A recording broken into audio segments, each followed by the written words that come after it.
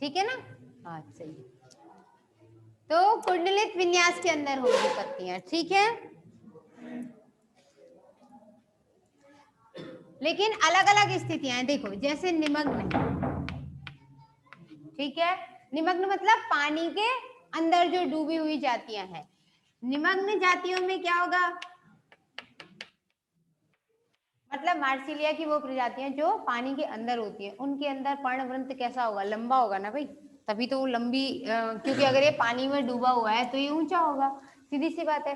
दूसरी चीज, पत्तियों के ऊपर ज्यादातर जो पानी के अंदर डूबे हुए पौधे होते हैं उनमें क्या होता है, म्यूसिलेज की परत होती है, ठीक है, यानी श्लेष्मा की परत होती है, जिससे कि पत्तियां सड़ ना जाए।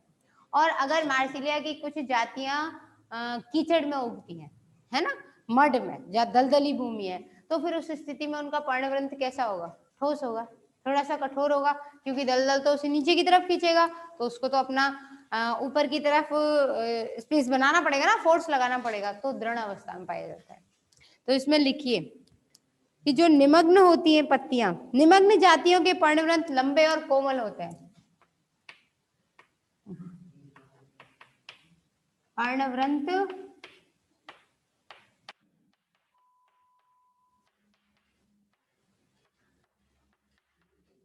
लंबे और कोमल होते हैं, लेकिन दलदली जातियों में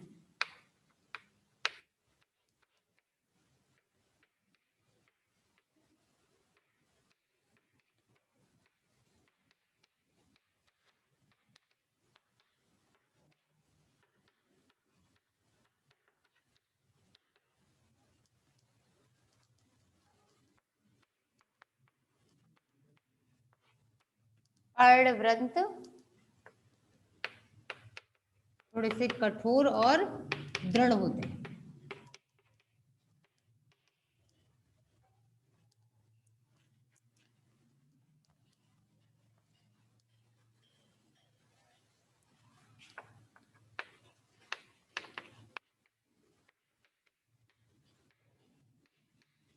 देखो ये पूरी एक पत्ती है जिसके कितने फलक जो है वो 4 भागों में, बराबर भागों में बट गया। इसको ऐसे समझना, जैसे मान लो नॉर्मली ये कोई पत्ती है, ठीक है, ठीक है, तो पत्ती का ये तो हो गया पर्णवृंत, ये हो गई मध्य शिरा, फिर यहाँ से शिराएं निकलेंगी। ये जो हरा भाग है ये, है ना, ये क्या हो गया इसका ब्लेड, ब्लेड मतलब फलक, पर्ण फलक। अब ये पर्ण फलक अगर मान लो ये यहाँ से ऐसे कट जाता, इस पत्ती का आकार अगर ऐसा होता,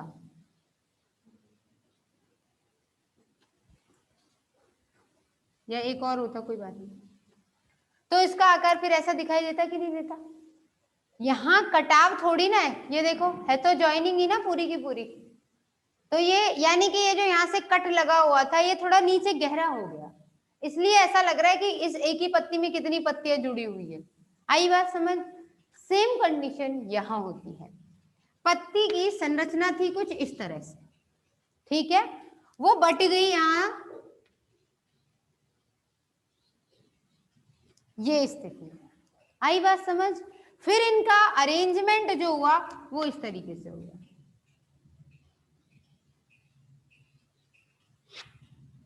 आगे बात समझ?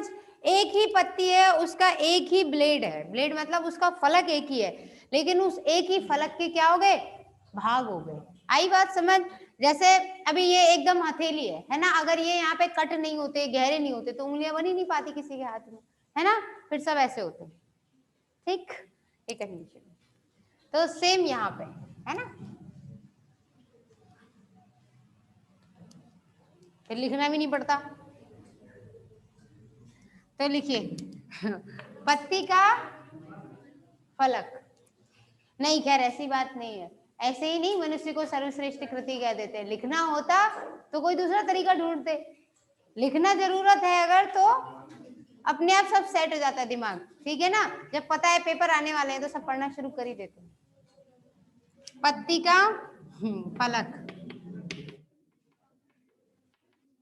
नहीं वैसे पढ़ना मजबूरी नहीं होती है बच्चों की, पास होना मजबूरी है बच्चों की, सबसे बड़ी बात यह है।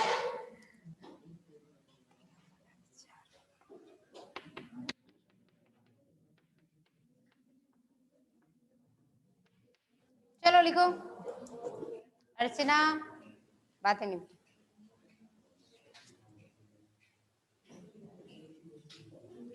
पत्ती का फलक 4 बराबर भागों में विभक्त हो जाता है और उन्हें क्या कहते थे?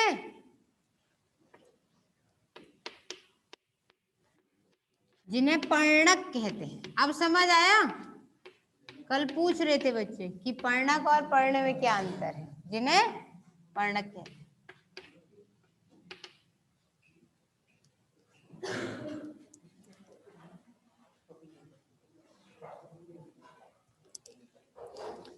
ठीक है, ये हो गया पत्तियों के बारे में। इसके अलावा एक ही बिंदु से कई बार जातियों में पर्णक ग्रंथ नहीं निकलते हैं, है ना। 2 पर्णक अलग अलग ऊंचाई पर होंगे, यानी कि कुछ इस तरफ से निकलेंगे, कुछ और थोड़ा ऊपरी सतह से निकल जाएंगे, कुछ नीचे से निकल के ऊपर की तरफ घूम जाएंगे।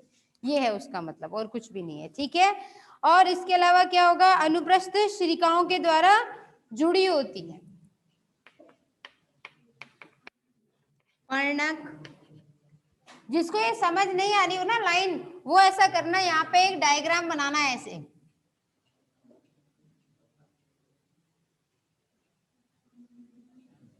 क्योंकि अभी तो सब याद रहता है ना। जब लास्ट टाइम पे नोट्स खोलोगे तो याद नहीं रहेगा, तो ये डायग्राम बना लेना छोटा सा उसमें। हाँ, बस ये वाला पूरा नहीं, पता लगा इतने महान बच्चे हैं, सब बना देते हैं। जो बोर्ड पे है सब सब छाप देते हैं, ऐसा नहीं करना है।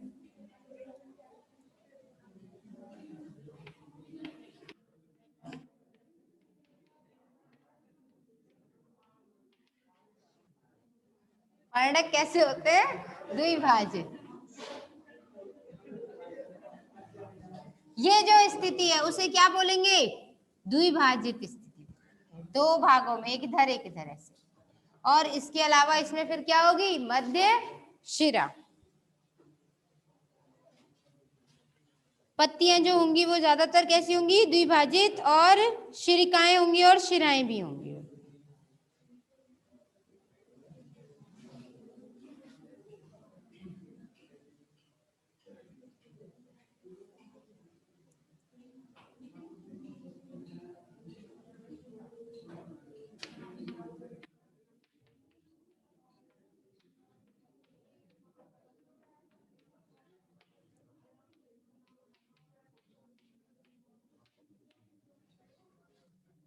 फिर इसमें ये इस तरीके से क्या हो जाएगी?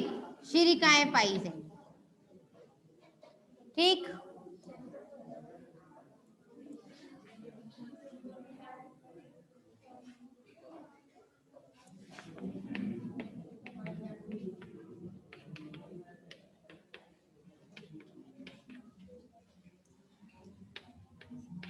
पत्ती के आधार पर क्या होता है? बीजाणु फलिका।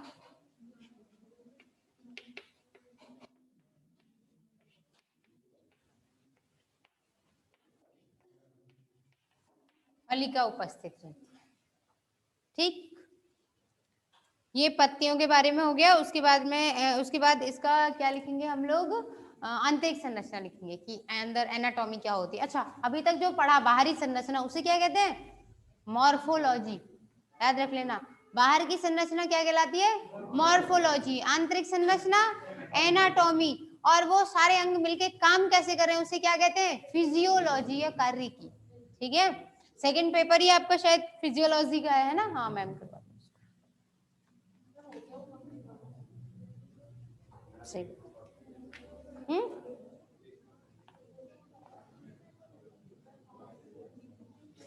तो अब इसके बाद पढ़ेंगे इसकी आंतरिक संरचना। लिख लिया है ना? ये मिटा दूं ना हम इसको?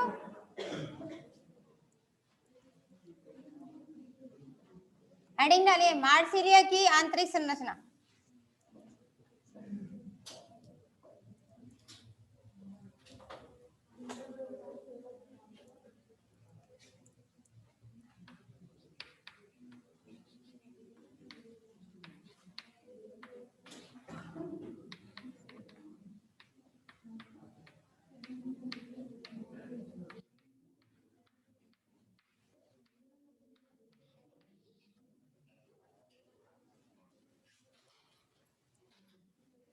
मार्सिलिया की आंतरिक संरचना।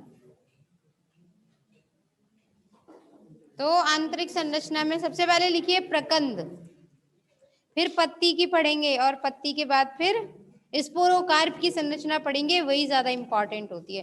तो सबसे पहले लिखिए प्रकंद, और सबसे बढ़िया तरीका होता है इसको लिखने के बजाय इसका डायग्राम ड्रॉ करने का।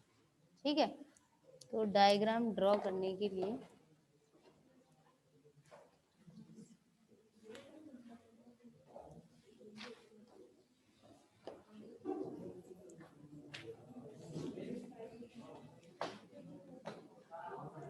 LS एंड TS कंडीशन में देखना होता है कि लॉन्गिट्यूडनल सेक्शन है या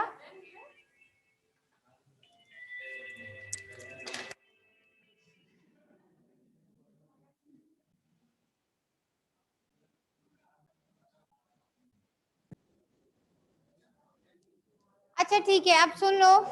तो प्रकंद है ना, प्रकंद की संरचना जब बनाएंगे तो देखो इसमें आपकी बुक्स वगैरह में ना दो डायग्राम दिए रहते हैं, एक तो वो गोल है ना, और एक दिया रहता है सेल्यूलर स्ट्रक्चर। तो आपको एग्जाम में पूछा जाए तो आप सेल्यूलर स्ट्रक्चर वाला बना करके आओगे, दूसरा नहीं बना के आओगे, क्योंकि उसके ज्यादा मार्क्स आपको ये जो है ना सेल्यूलर वाली कंडीशन में इसको नहीं बनाना है, इसके ज्यादा नंबर नहीं मिलेंगे, ये वाला बना के आओ।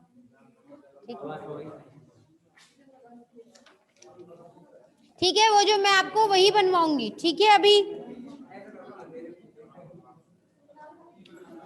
देखो मेरी बात सुनो, डायग्राम बनाने का दो तरीके हैं। एक तो ये है कि तुम बाहर से शुरू करो, फिर अंदर छोटा करते करते घिस पे शुरू करो। एक ये है कि तुम अंदर से शुरू करो, फिर बाहर की तरफ में स्पेस मिलेगा। ठीक है, तो डायग्राम स्टार्ट करना है अंदर की तरफ।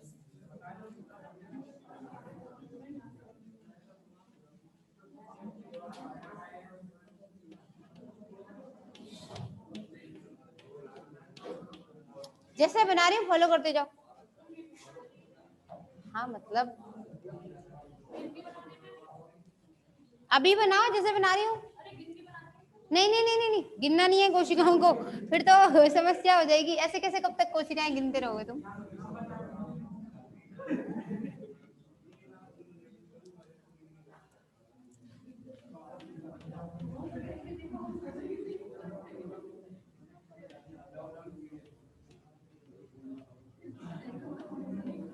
मतलब जहाँ कोशिकाएं गिनी जाती है ना, भ्रूण वगैरह का निर्माण हो रहा हो, तब तो गिनी जाती है। अर्धसूत्र विभाजन वगैरह हो वहां तो गिनी जाती है। यहाँ तो मतलब है जैसे अपने बाल गिनना।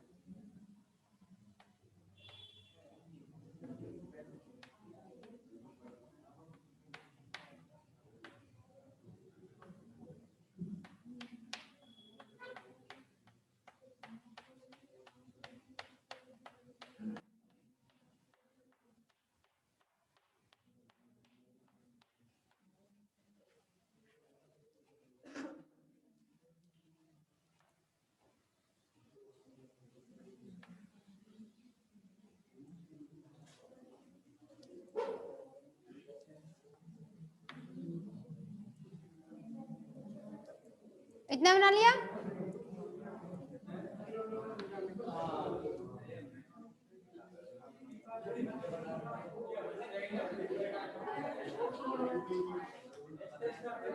हाँ हाँ,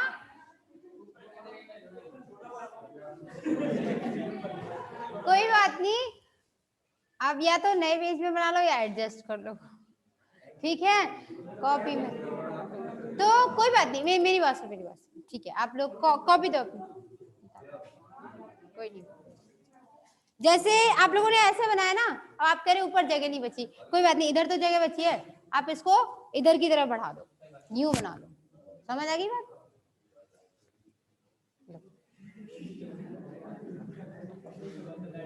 समस्या का समाधान होता है ना, बस सोचना पड़ता है, बस सोचने के लिए दिमाग चाहिए होता है ना, वो तो सबके पास है, बस उसको इस्तेमाल अलग तरीके से कर देते हो।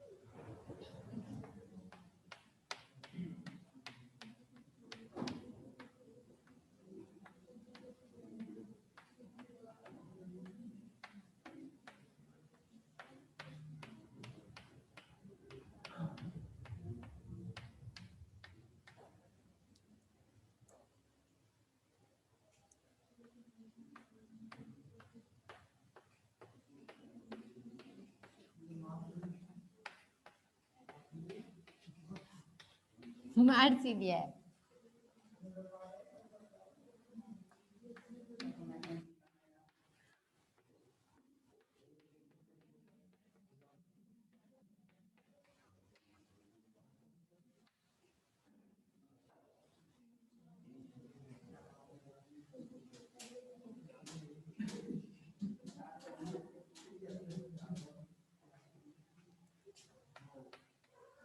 ठीक है, अब इसमें नाम लिख देने को,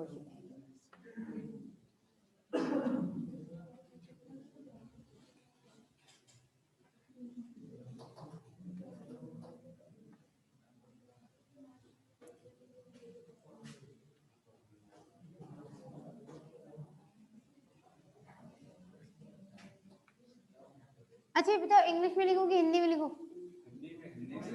हिंदी में लिखूं, एक ही लिखूं हिंदी में, ठीक है।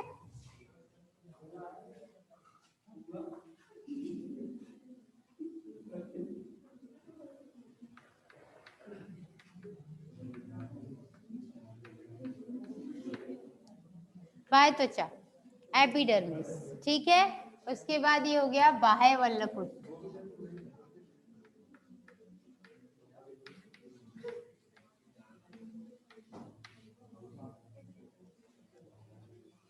और बाह्य वल्लकुट के बाद हो जाएगा वायुतक। वायुतक किसे कहते हैं? जब मृदुतक कोशिकाओं के बीच बीच में एयर कैविटी बन जाती है, यानी कि वायु कोशिकाएं बन जाती है, तो उसे वायुतक कहते हैं। यहां लिख देना, मृदुतक और वायु कोशिकाएं, भाई वायु कोष्ठ मिलके वायु तक बोले जाते हैं। फिर उसके बाद ये क्या हो गया, इसमें पट बन गए ना, तो पट को कहते हैं सेप्टा।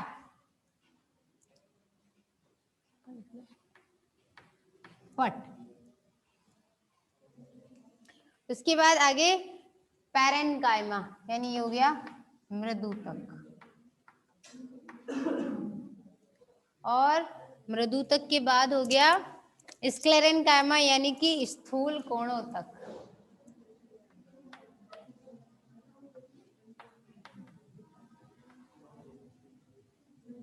नहीं हाँ एक मिनट, हाँ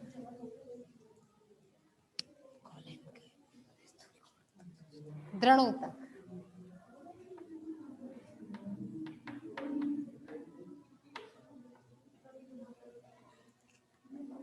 फिर उसके बाद दोबारा से पैरेन्काइमा आ जाता है, यानी कि फिर से मृदुतक।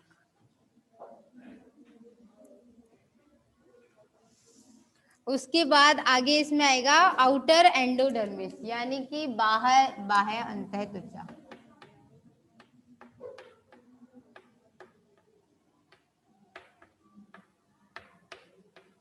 अंतःत्वचा। उसके बाद आएगा बाहरी परिरंभ, या यहाँ बाहरी न लिख करके बाह्य लिख, बाह्य परिरंभ।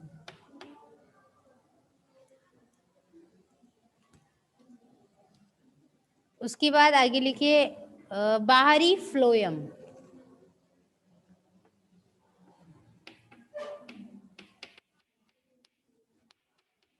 फ्लोएम को क्या कहते हैं हिंदी में? कोशवाह ऊतक। अभी तो कह रहे थे हिंदी में लिखो, तो फिर फ्लोएम को हिंदी में क्या कहते हैं तो पता होना चाहिए। उसके बाद आगे लिखिए जाइलम।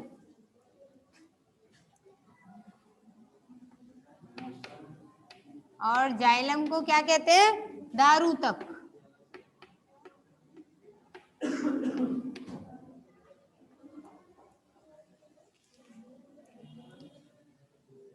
फिर आएगा अंतः फ्लोएम, यहां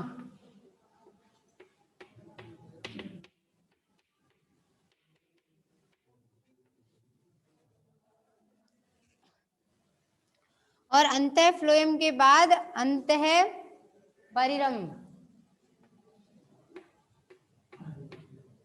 एक एक लेयर अंदर चलते जाना, बस इतना कर देना। आई बात समझ? ये जाइलम, उसके बाद ये वाली जो लेयर है इसके बाद फिर उससे अंदर वाली जो लेयर है वो अंतः ये क्या थी? एंडोडर्मिस।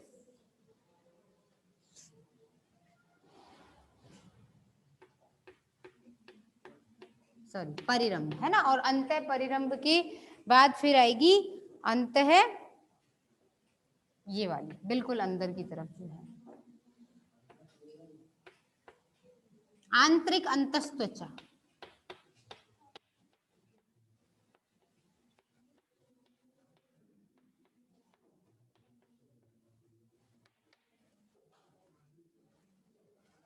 और आंतरिक अंतःत्वचा के बाद ये हो जाएगा पित्त। पित्त या क्या बोलते हैं इसको? मज्जा। ठीक है। और है किसका चित्र ये तो पता हो? मार्सिलिया प्रकंद की अनुप्रस्थ काट। सब कुछ बना दिया और चित्र का नाम नहीं लिखा तो नंबर भी कम मिलेंगे भाई। नंबर कम मिलेंगे, बिल्कुल जीरो तो नहीं मिलेंगे क्योंकि आपने क्वेश्चन नंबर भी तो डाला होगा।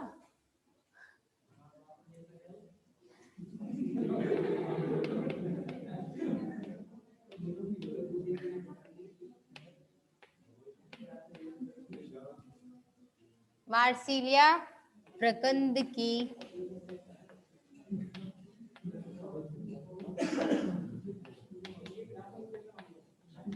अनुप्रस्थ काट को क्या कहते हैं? टीएस। ये जरूर लिखना, ठीक है।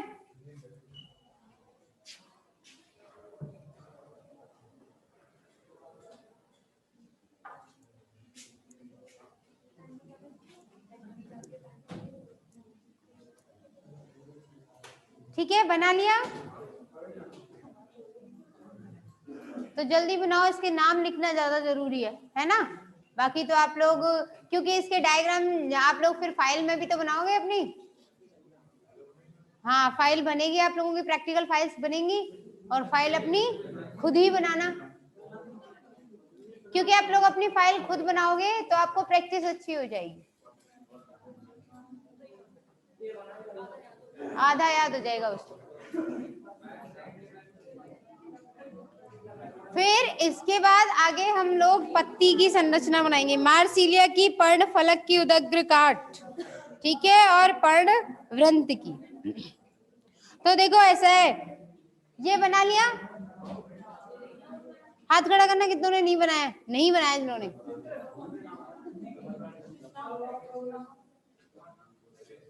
ठीक है, तो फिर आप पत्ती की कल बनाएंगे।